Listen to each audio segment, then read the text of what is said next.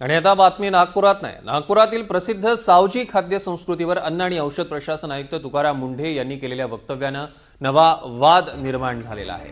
Savji dish खाल्ली तर 1 महिना आजारी पडेल असं तुकाराम मुंढे म्हणाले होते आणि यावर सावजी व्यावसायिक आक्रमक झालेले होते आणि 48 तासात माफी मागावी अशी मागणी त्यांनी केलेली. मात्र मुंढेंनी माफी मागण्यास नकार दिला.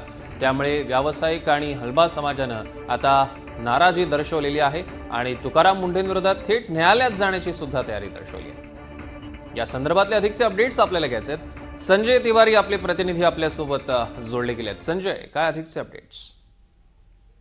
या एकूण प्रकरणामध्ये तुकाराम मुंढेंकडनं अशा पद्धतीच्या वक्तव्याची हलबा समाज जो आहे त्याला सावजी असं म्हटलं जातं, त्यांना अपेक्षा नव्हती.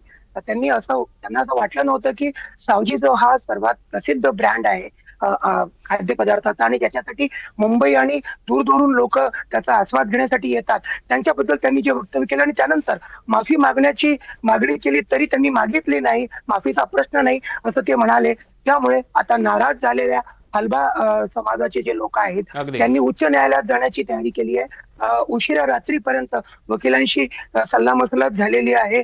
आज किंवा 1-2 दिवसात त्याबद्दल घडामोड आपल्याला दिसू शकते.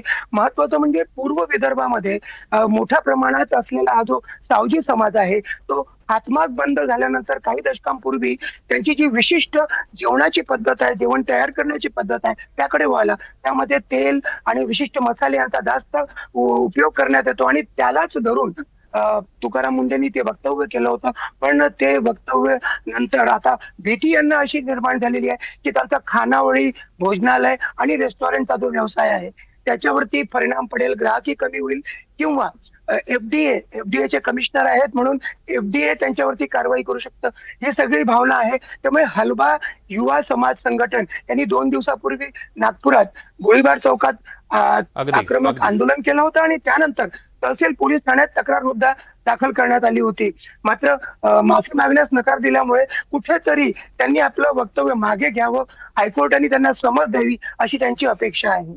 निश्चितच संजय, या संदर्भातले अधिकचे अपडेट्स आम्ही तुमच्याकडनं घेणारच आहोत. तुर्तास धन्यवाद.